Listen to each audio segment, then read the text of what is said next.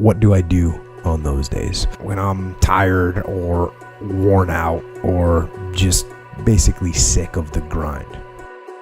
What do I do on those days? I go anyways. I get it done, even if I'm just going through the motions. I go through the motions. I don't really want to work out. I work out.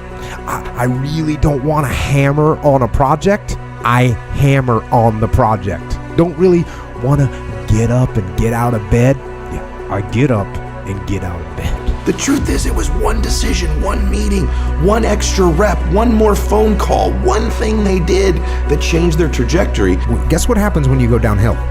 You have to go uphill again. When you're on the high ground, you want to stay there, because every time you take a step down, at some point, you're going to have to step back up. So pay attention to your altitude when you go through life, when you take a step, when you move. Ask yourself, am I taking a step down?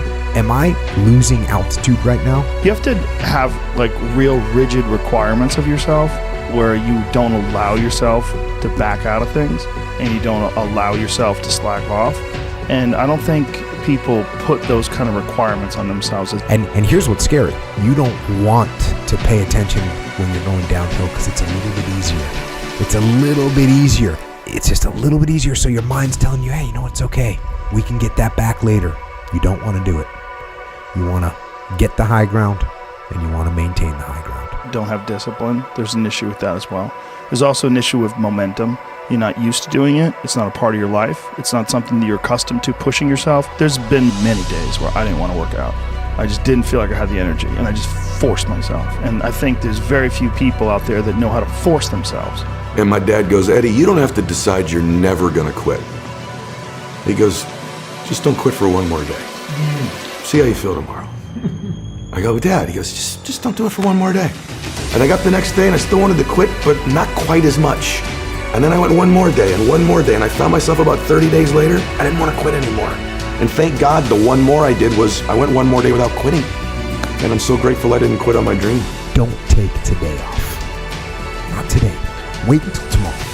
Don't give in to the immediate gratification that is whispering in your ear. Shut that down.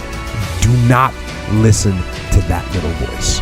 Instead, go through the motions. Lift the weights, sprint the hill, work on the project, get out of bed. I didn't think I deserved a lot, but I started to convince myself I'm doing things other people aren't willing to do. Maybe I deserve things other people aren't going to get. And slowly but surely, I started to convince myself I did deserve it based on what I was doing. Lazy people do a little work and think they should be winning, but winners work as hard as possible and still worry if they're being lazy. We're not on the stage just because of talent or ability. We're up here because of 4 a.m.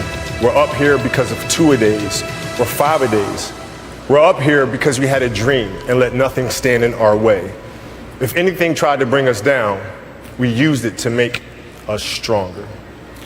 We were never satisfied, never finished, will never be retired. You want to be rich or poor? Most people say, I'd like to be rich. Do you want to contribute or make no difference in the world? I want to contribute. Do you want beautiful memories or no memories? I want memories. So there's a vision. Our issue is depth perception. We think it's further away than it is.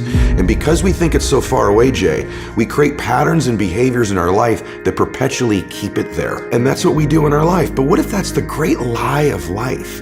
And what if the truth is that you're one relationship away, one meeting away, one conversation, one podcast, one interview, one new thought, one new emotion, one new tactic or strategy away from completely changing the trajectory of your life? Rest at the end, not in the middle.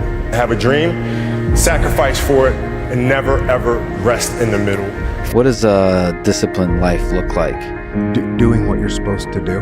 When you wake up early and you get a jump on the day and you've got your workout done and you've got a little bit of work done, by the time normal people are getting up, that's a win. That's a psychological win, and it's not just a psychological win, it's an actual win. It's an actual win. That feels great.